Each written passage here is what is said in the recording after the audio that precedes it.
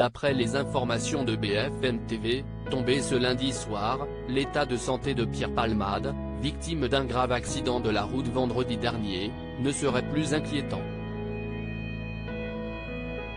S'il est encore en réanimation, s'il est uniquement sous surveillance, car il s'agit du protocole habituel à la suite d'un choc thoracique. D'après les informations d'un proche, il a subi des blessures importantes dont 4 côtes cassées, un poumon décollé ainsi qu'un hématome au foie. Mais sa vie n'est plus en danger, ce qui signifie que sa garde à vue, qui est pour le moment suspendue à l'accord du corps médical, devrait se dérouler plus tôt que prévu. Notamment et possiblement demain matin. Car pour rappel, il est exposé à des poursuites pour homicide et blessures involontaires par conducteur sous l'emprise de stupéfiants, les analyses toxicologiques ayant révélé la prise de cocaïne au moment des faits. Il avait été retrouvé incarcéré dans sa voiture après un choc avec 2 autres véhicules dans un accident de la circulation qui s'est produit à hauteur de la commune de Villiers-en-Bière en Seine-et-Marne, à proximité de Damary-les-Lys, sur la RD 372. Il avait été hospitalisé au service de réanimation du Kremlin-Bicêtre, Val-de-Marne, son pronostic vital étant à ce moment-là engagé.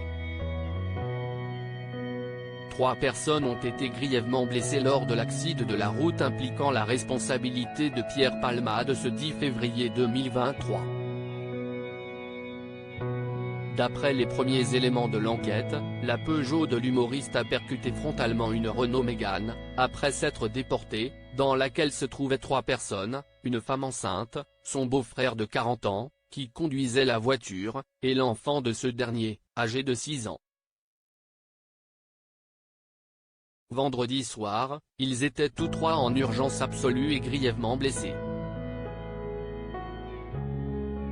La jeune femme, enceinte de plus de 6 mois, a perdu son enfant mais ses jours ne sont plus en danger. Elle a subi depuis une opération du dos. Suite à ce drame, le procureur a décidé de requalifier l'enquête en homicide et blessures involontaires par conducteur ayant entraîné une incapacité totale de plus de 3 mois.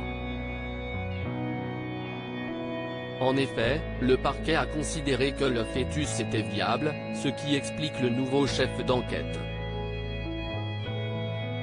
Un médecin devra désormais déterminer lors de l'autopsie si le bébé a respiré ou pas, poumon ouvert. De tristes détails. Les 2 passagers toujours recherchés, les 3 victimes sont toujours hospitalisés. Le petit garçon de 6 ans était toujours, ce lundi 13 février, dans un coma artificiel à l'hôpital Necker, où les médecins l'ont placé pour laisser son cerveau au repos. Son pronostic vital est toujours engagé.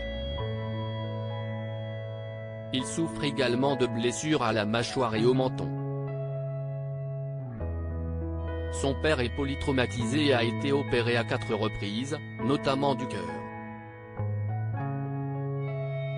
Il a été touché aux dents, aux bras, aux jambes, précisait son cousin auprès du journal Le Parisien. Gravement blessé, ses jours ne sont toutefois plus en danger, a confié celui-ci auprès de BFM TV. A noter que Pierre Palmade était accompagné dans son véhicule par 2 passagers, qui ont finalement décidé de prendre la fuite juste après l'impact. Un comportement irresponsable passible de poursuite pour non-assistance à personne en danger. Ce lundi, le ministère de l'Intérieur a notamment appelé les 2 fuyards, toujours recherchés, à se rendre.